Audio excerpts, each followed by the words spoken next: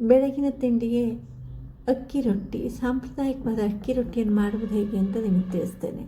ಒಂದು ಲೋಟ ಅನ್ನವನ್ನು ಮಾಡಿಟ್ಕೊಳ್ಬೇಕು. ಇಲ್ಲಾಂದರೆ ರಾತ್ರಿ ನಿಮ್ಮ ಊಟ ಮಾಡಿರೋದಂಥ ಅನ್ನವನ್ನಾದರೂ ಬಂತು ಅದನ್ನು ಒಂದು ಪಾತ್ರೆಯಲ್ಲಿ ಹಾಕಿ ಚೆನ್ನಾಗಿ ಕುದಿಸ್ಬೇಕು. ಉಪ್ಪನ್ನು ಹಾಕಿ ಕುದಿಸ್ಬೇಕು.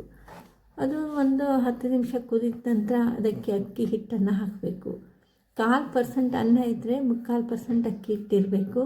ಅದನ್ನು ಹಾಕಿ ಚೆನ್ನಾಗಿ ತಿರ್ಗಿಸ್ಬೇಕು. ಈ ತಿರುಗಿಸಿ ಮುದ್ದೆ ಈ ಅಕ್ಕಿ ಹಿಟ್ಟನ್ನು ಹಾಕಿದ ನಂತರ ಮುದ್ದೆ ಆಗ್ತದೆ.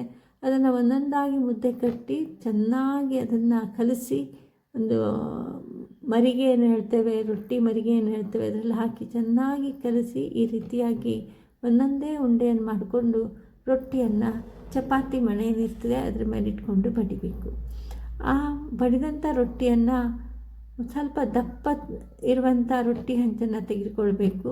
ಅದನ್ನು ಗ್ಯಾಸ್ ಮೇಲೆ ಇಟ್ಟು ತುಂಬ ಚೆನ್ನಾಗಿ ಕಾಯಿಸಿ ಅದನ್ನು ಒಂದೊಂದಾಗಿ ಬಡಿದ ರೊಟ್ಟಿಯನ್ನು ಬೇಯಿಸಬೇಕಾದ್ರೆ ಅದು ಸ್ವಲ್ಪ ಉಬ್ಬುತ್ತದೆ. ಅದನ್ನು ಮಗಚಾಕಿ ಚೆನ್ನಾಗಿ ಬೇಯಿಸಬೇಕು.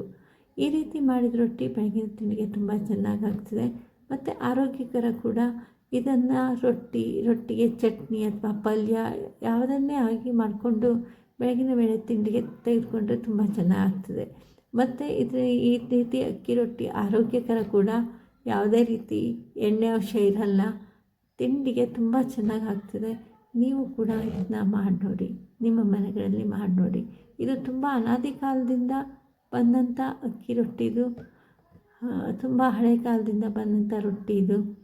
ಇದನ್ನು ನೀವು ಒಮ್ಮೆ ಮಾಡಿ ನೋಡಿ.